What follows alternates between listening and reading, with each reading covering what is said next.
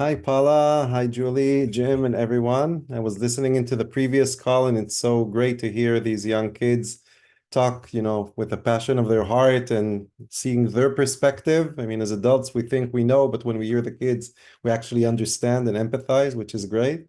My background is from technology and innovation. I've worked many years for global telecom companies around the world. And the last 8 years, I'm dedicated my life to helping move forward education, especially pushing forward on human intelligence as everybody is pushing towards artificial intelligence. So this is what I'm going to share with you today. Well, that sounds fascinating and right in everybody's wheelhouse here. So do you have a presentation that you Yes. have to I share? prepared a short presentation kind of to share with you what we identified as a challenge and our approach. And I hope it would be interesting to both the younger generation and to educators in general to see kind of our perspective on education and teaching and where the world is going. Well, fantastic. Let's begin. Okay, so I'll share my screen.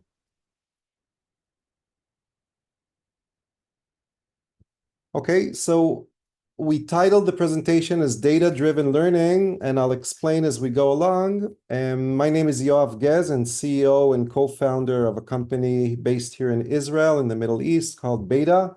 And my history wasn't in education at all. I've worked almost 20 years with telecommunication companies around the world and lived in many, many countries from India to the United States to Europe to almost everywhere. And I fell in love with the idea of helping drive innovation. I think also for the younger generation, the ability to drive change, to impact, to change things, to a positive place is very, very powerful. And I fell in love with this. I started teaching both in Israel, in colleges, like in Tel Aviv University, and global with universities like Emeritus, which is digital learning, working with Cambridge and Dartmouth and other universities, and shared my knowledge about innovation, especially how to drive change in very large organizations, which usually are very stable and confident and don't want too much change to come from within, because they're successful. And in 2018, I established a company to help develop soft skills for the younger generation from high school to colleges here in Israel. We have about 20 mentors that work with the younger generation to build their soft skills. I always said the university prepared me for engineering. They never prepared me for life. So part of what we're trying to do here is to help the younger generation understand what's going to happen after school, after college, when they start working and they start working in teams and they have a manager, and that's all about the soft skills. And from this point, we actually started to think, how could we help the way people teach in general? So I'll go through a brief history of teaching and kind of to remind that classroom learning has been around since the 19th century, where we have a teacher, but there's actually no data in the process. That's why we have quizzes and tests to actually assess the knowledge, or the teacher asks questions as we go along. And this is classroom, and we'll talk about synchronous and asynchronous learning. This is synchronous learning, which means the teacher is present as he teaches with the children in the same time, or the students. From the Corona period, synchronous online learning became the big thing, and still we have the teacher, but very little data. Many cameras are turned off. We don't know what's happening on the other side, and we see that learning on Zoom or Team or Google Meets is very, very challenging. And this is kind of the mainstream of most of the education till today in the world. On the other hand, we also have digital learning in the whole group of e-learning that also was introduced in the 21st century. But the problem with this is most of the e-learning in the world today is replacing the teacher that we know. So if I have a teacher teaching me English in the 8th grade, e-learning is content that usually somebody else created, like a MOOC or YouTube or other digital learning. So we have data, we can see the progress, the pace, if the student answers correctly, but the teacher who teaches on a day-to-day basis is actually not there. And the same thing will happen probably with AI, where AI says, why do we need a teacher? The AI can teach us. And this is a problem in the way we see it, because we believe as a company, as human beings, the way to learn is through people, not through machines, but machines can help us gather data and help make the process more efficient. And therefore, we believe the ideal situation to learning is to keep the classroom and the synchronous learning as we know, but to also give the teacher the ability to collect data and to have a better understanding of the children's progress. Really, the teacher as a mentor, not as a lecturer. But the problem with that is that most teachers are good at teaching, not necessarily at creating digital content. And many of the tools out there are either very complex or they're focused on content creation experts, the whole world of LMS and learning management systems, or they're oriented at assignments like Google Classroom. You submit when you finish. It's not a learning process. It's more like sending a project or homework. And the AI is talking about replacing teachers and all the problems of lack of human interaction. So what we experimented for the last 2 years, we established a technology startup called Beta Yeda. So we added to the soft skill development that we have tech.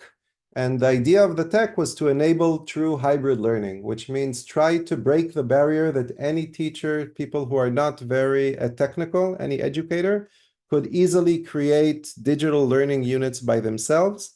But in order for that to succeed, it has to be simple and very human-centric design. It has to be efficient. The time to create digital units, for example, to replace a class, has to be very fast and efficient, and also has to be measurable because the students learn in their own pace in front of the computer, not with a teacher.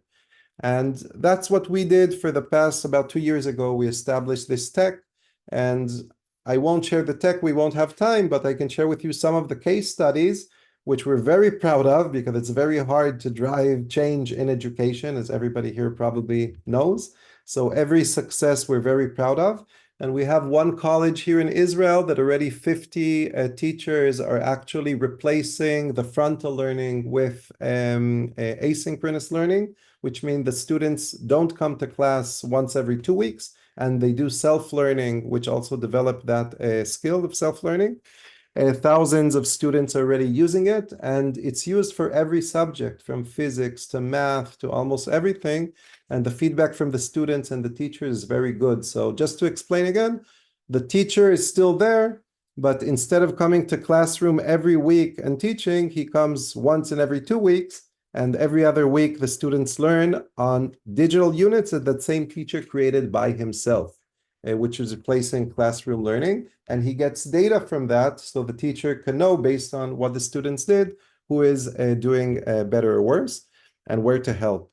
Another good example is to use asynchronous learning during Zoom sessions. So instead of having 30 kids on Zoom that we don't know what's happening with them or what they're doing or if they understand, during the Zoom, the teacher creates a small 10-minute, 15-minute digital lesson or course. So he can see in real time, he or she can see in real time which students are answering correct, which are progressing faster. And based on that data, the Zoom becomes much more effective because then the teacher, instead of seeing black screens, actually has data to see each student, how well he's doing with the material that he wants to teach. And we're also seeing good use of the asynchronous learning in hackathons, assuming you have to teach, let's say, 300 kids like they did in Brankovice, a school here, a school network here in Israel.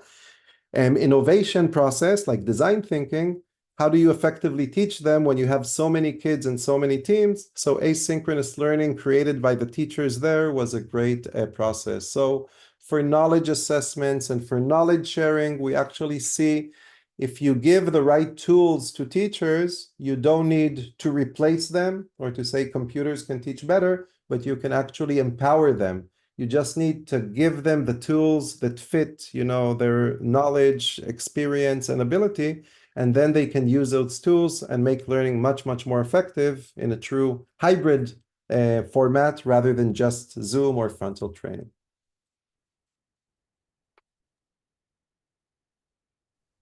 Bravo. I tried to keep on time, Paula. Oh, it was smooth and effective. What do you think, Sanvi?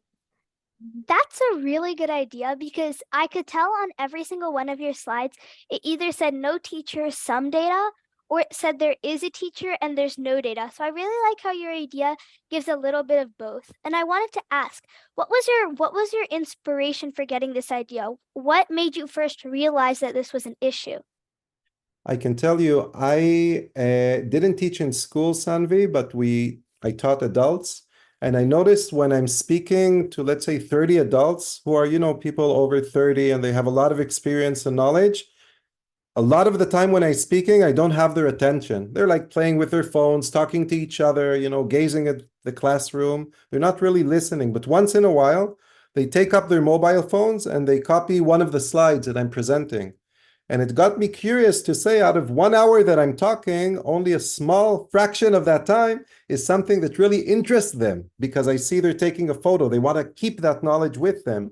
And from that, I started to study what is the most effective way to teach. And when people are passive, they're just listening, then their ability to really understand and to implement what they learned is very limited.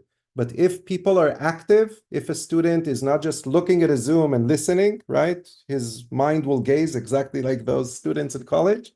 Then if he's active, and if I tell him, don't just watch a video of, let's say, how to use AI, show me how you use it, then his learning is a much more effective process. So I wanted to turn learning from something which is passive to something which is active. And in order to do that, I wanted to give the teacher personally a tool, not e-learning, on the web, his own tool, which could say, I could now turn whatever I want to teach and the way I want to teach it into a active, an interactive learning session rather than talking like a professor in the university. That's where it came from, San. Yeah, I really like how it's not finding something from the web and showing, but instead what the teacher wants to show to their students. So thank you. That was a great question also, Sandy. Thank you so much, Yoav. That was giving us a lot to think about. It was really interesting to see how you wove in your previous experience into something that is currently more effective for everyone involved. That's very inspiring. Thank you again. Thank you Thanks. so much, guys, for having me. And you're doing a wonderful thing here with this program. It's really great.